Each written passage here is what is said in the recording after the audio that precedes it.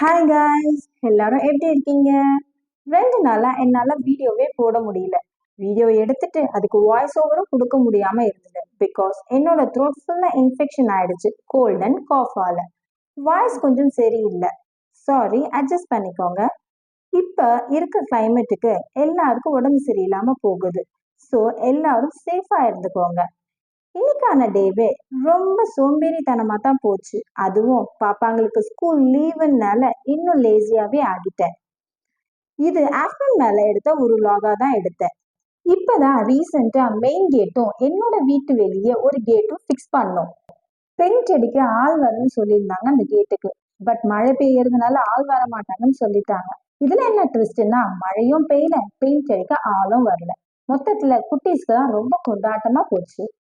இப்படிதான் எப்பவுமே நடக்கிற ஒரு விஷயமா ஆயிடுச்சு. மழை பெய்யும்னு சொல்லிடுவாங்க, ஸ்கூலும் லீவ் விட்டுடுவாங்க. பட் பாத்தீங்கன்னா அன்னைக்குன்னு பார்த்து வெயில் நல்லா அடிக்கும், மழையே பெய்யாது.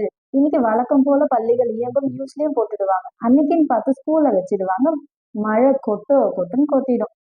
சிம்பிளா இன்னைக்கான லஞ்சையும் நான் முடிச்சுட்டேன். கையோட மாமியார் வீட்டுல இருந்து காரக்குழம்பும் பீட்ரூட் பொரியலும் கொடுத்துருந்தாங்க. கையோட ஸ்நாக்ஸையும் அவர் கொடுத்துட்டு மேல வந்து பார்த்தேன்.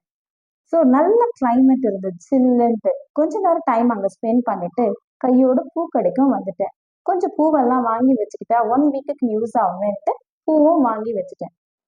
நான் சேனலை ஸ்டார்ட் பண்றதுக்கு ரொம்ப யோசிச்சு தான் ஸ்டார்ட் பண்ணேன். இது சக்சஸ் ஆகுமா, இது எந்த அளவுக்கு ரீச் ஆகும், எல்லாமே எனக்கு ஒரு கொஸ்டின் மார்க்காவே தான் இருந்துச்சு. பட் நான் இப்போ ஸ்டார்ட் பண்ணியிருக்கேன்.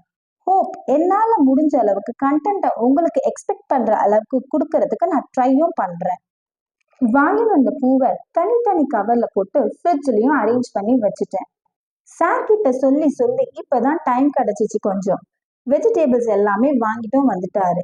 இதெல்லாம் எடுத்து வைக்கிறதா பெரிய டாஸ்காவே இருக்கும்.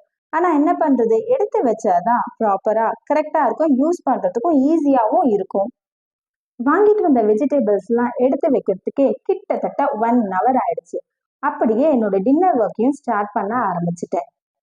டின்னருக்கு ராகி இடியாப்பம் பண்ணலான்ட்டு அதுக்கான மாவையும் ப்ரிப்பேர் பண்ணியும் வச்சுட்டேன். நான் ஆயில் கேன்ல விம்ஜெல்லும் ஹாட் வாட்டர் போட்டு நீங்க கழுவுனீங்கனாலே அதுல இருக்க எண்ணெய் பிஸ்கு எல்லாம் கம்ப்ளீட்டா வந்துடும்.